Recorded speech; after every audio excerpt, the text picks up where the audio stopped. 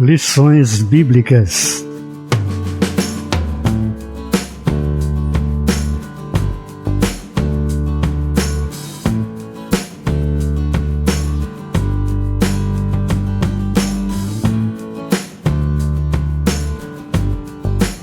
O Ministério de Profeta.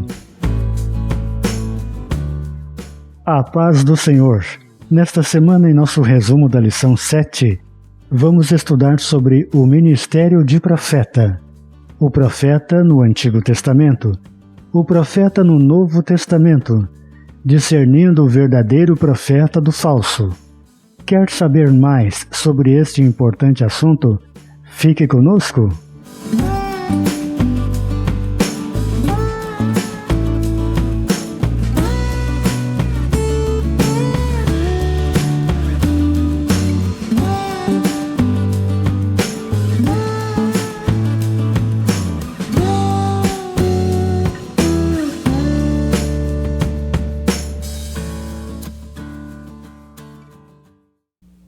E a uns pôs Deus na igreja, primeiramente apóstolos, em segundo lugar profetas, em terceiro doutores, depois milagres, depois dons de curar, socorros, governos, variedades de línguas. 1 Coríntios capítulo 12, versículo 28. O ministério de profeta é fundamental para a Igreja de Cristo nos dias atuais.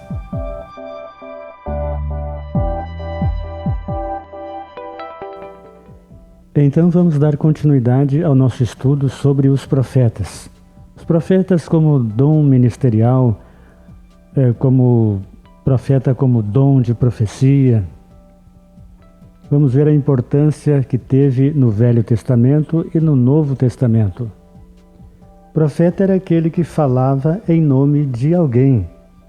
O profeta falava em nome de alguém, se alguém era Deus. Falava em nome de Deus. Era um arauto.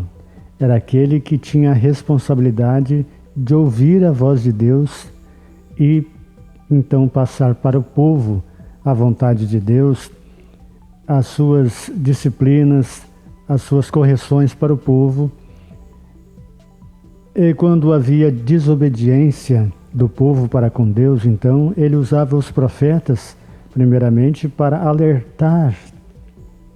Quando havia desobediência do povo para com Deus, e estes entregavam a mensagem, geralmente mensagem de arrependimento para o povo. Então, se o povo respondesse positivamente, se arrependesse dos seus pecados, então Deus não aplicava o mal que dissera que iria aplicar. É quando alguns perguntam, sobre como é que Deus se arrepende? Como pode ele, sendo Deus, se arrepender? Então é no sentido de humanizar a Deus para que nós humanos possamos entender a sua palavra. Então é uma maneira de tornar Deus mais humano para a gente entender a sua palavra. Então a gente diz que Deus se arrependeu. É no sentido de Deus aplicar um castigo e a pessoa se arrepender. Então Deus não aplicar a sentença. Não aplicar a sentença, então se diz que ele se arrependeu. O profeta do Antigo Testamento. Então o profeta era aquele que ouvia a voz de Deus, ouvia a palavra de Deus, era um embaixador e era o responsável em transmitir ao povo aquilo que Deus tinha falado, a vontade de Deus. Então nós vimos que ele falava para o povo de Israel, falava para toda a nação e até para povos estranhos. O primeiro profeta, Samuel, depois Elias, Eliseu, a profetisa Hulda. Tivemos então uma mulher também como profetisa. E nós vimos também os profetas não literários. Daí você pode me perguntar, profetas não literários, o que é profetas não literários? São aqueles que são chamados também de profetas oradores. Quer dizer, eles transmitiram profecia, só não deixaram registradas em literatura, em livros, que é o caso de Gade, Natã, Aías, Azarias, Jazael, Eliseu e Elias. Então são os profetas não literários ou profetas oradores. E depois nós temos então os conhecidos, que são os profetas literários. Os profetas literários ou profetas escritores são aqueles que deixaram registrado a sua obra.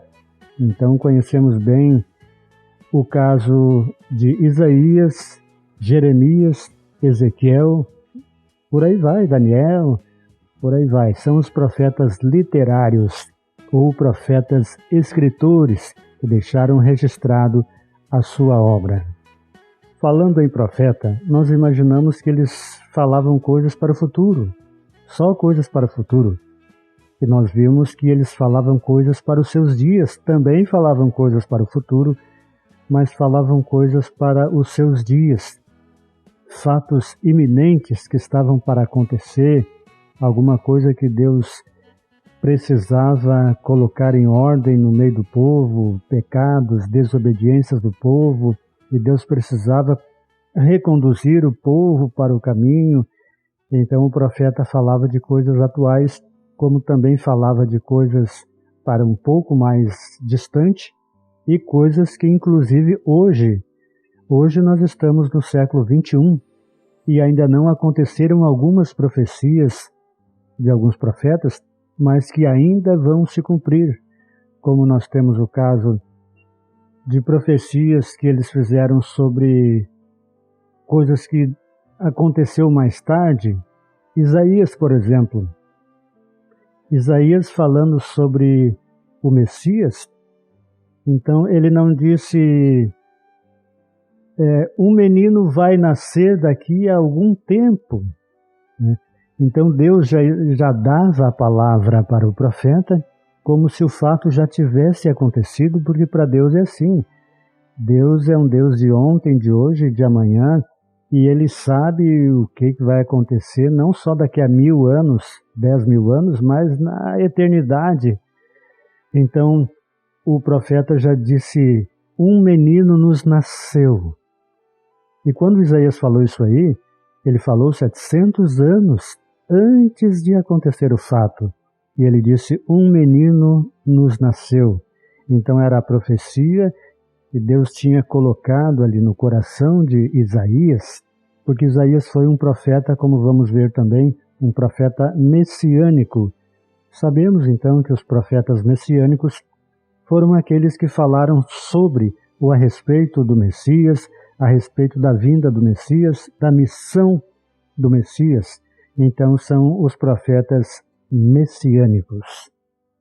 Isaías foi um dos profetas messiânicos e também foi o profeta das promessas, e também um dos profetas maiores.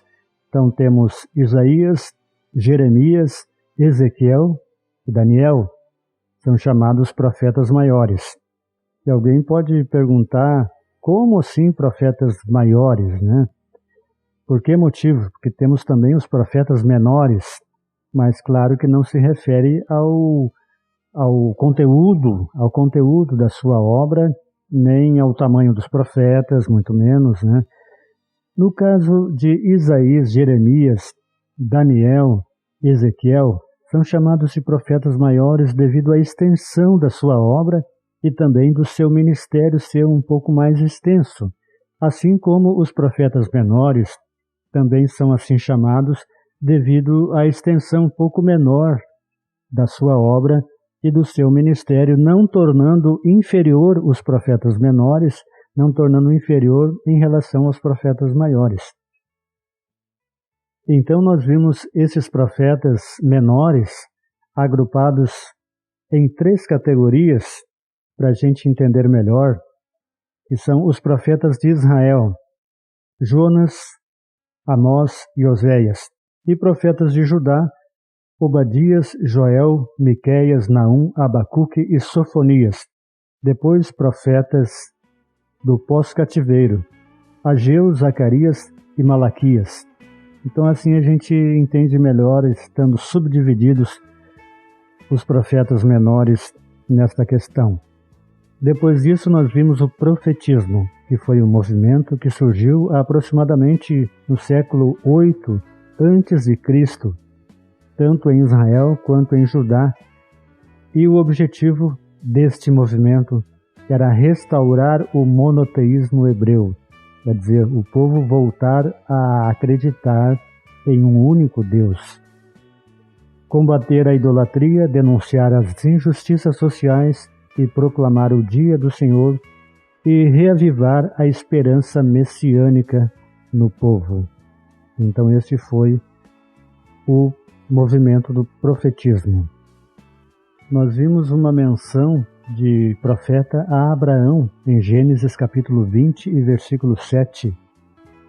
Agora, pois, restitui a mulher a seu marido, pois ele é profeta, e intercederá por ti, e viverás. Se, porém, não la restituir, sabe que certamente morrerás, tu e tudo o que é teu. Então nós vimos aqui já Abraão sendo mencionado como profeta. Também Moisés falando com Deus, dizendo que não era bom de palavras, né? E Deus disse para ele: Arão será o teu profeta. Nós vimos também alguns profetas que foram contemporâneos um do outro. Então nós vimos a mesma mensagem sendo transmitida para o povo com a mesma veemência e a mesma inspiração por mais de um profeta ao mesmo tempo nos seus dias, por causa que alguns profetas eram contemporâneos, 2 profetas ou 3 de repente vivendo na mesma época, então entregando a mesma mensagem para uma mesma pessoa, um mesmo rei ou um povo inteiro, uma nação, a mesma mensagem. Então nós vimos também que as profecias giravam em torno de 4 fases da história. Nós vimos os dias do profeta, como falamos anteriormente, não era só para o futuro, mas também para os seus dias. O futuro próximo, cativeiro e retorno, e também o futuro mais distante, no caso de Cristo, sua vida e missão. O dia do Senhor, tribulação, milênio, juízo. Teve profetas que profetizaram coisas que ainda não aconteceram, como milênio, arrebatamento, o juízo, coisas que ainda estão por vir daqui a muito tempo.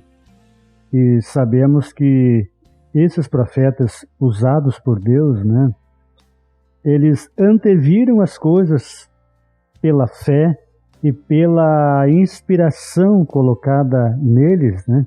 Então nós vimos as coisas que já aconteceram nos seus dias, as coisas que vão acontecer ainda num futuro bem distante, como falei agora há pouco ainda a respeito de Isaías, falando de uma coisa que daqui a 700 anos, claro que ele não sabia que seria daqui a 700 anos, e os profetas eles também tinham a curiosidade de saber, principalmente a respeito do Messias, né?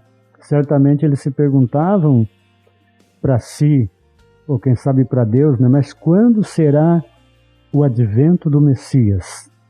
Quando será o advento? Quando será que Deus vai revelar este Messias? E Isaías falando então, disse: um menino nos nasceu, como se já estivesse ali diante do menino, como falamos anteriormente. Então coisas escatológicas, que vão acontecer ainda durante o milênio, depois, coisas distantes ainda, mas Deus já colocou no coração dos profetas para que eles revelassem ao povo. Então eles tinham essa curiosidade de saber quando ia acontecer, quando seria o advento, principalmente do Messias, e a gente poderia imaginar assim, ó, algum deles teve o privilégio de ver esta profecia se cumprir?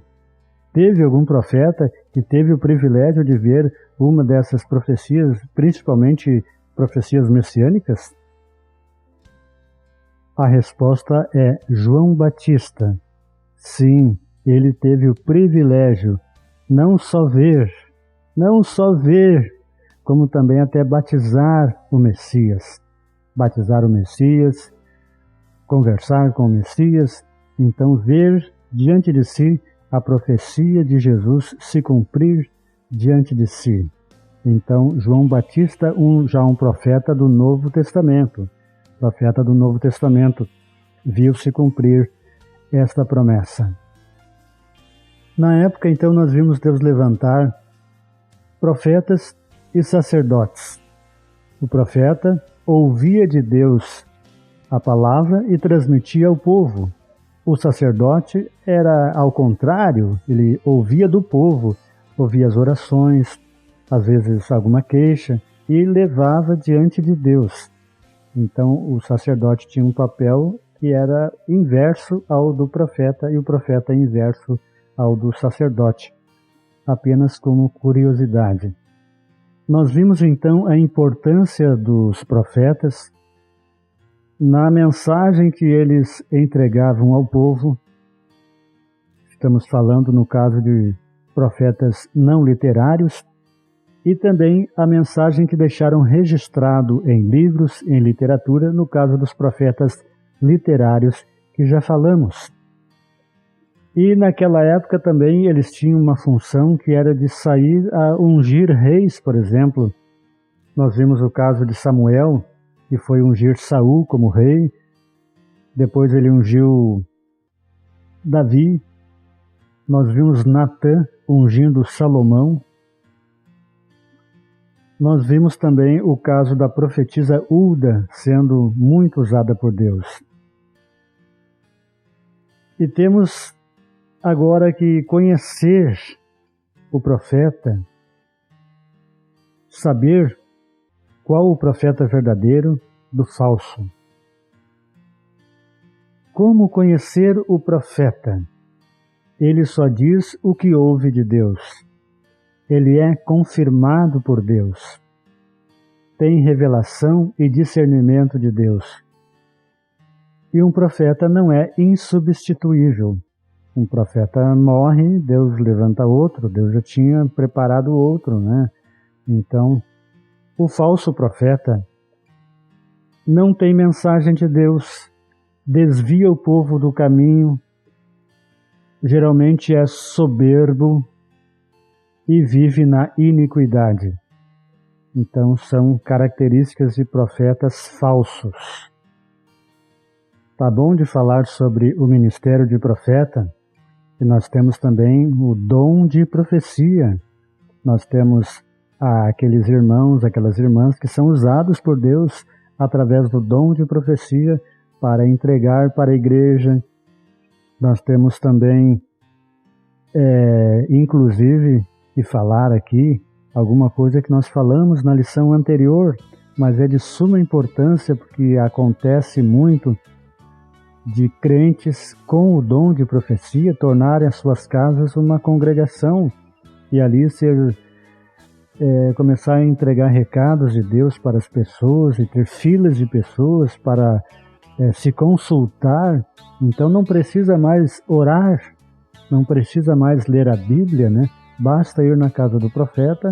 Então não precisa orar, não ler a Bíblia, não precisa, não se quebrantar diante de Deus. O profeta já dá prontinho a mensagem, né?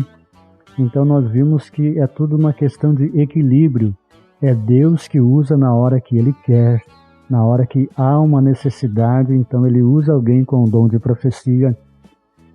Um profeta pode ser um pastor, um evangelista, um obreiro, um presbítero, que tem o dom ministerial. No caso, ele pode falar como profeta de Deus, porque ele tem a mensagem de Deus.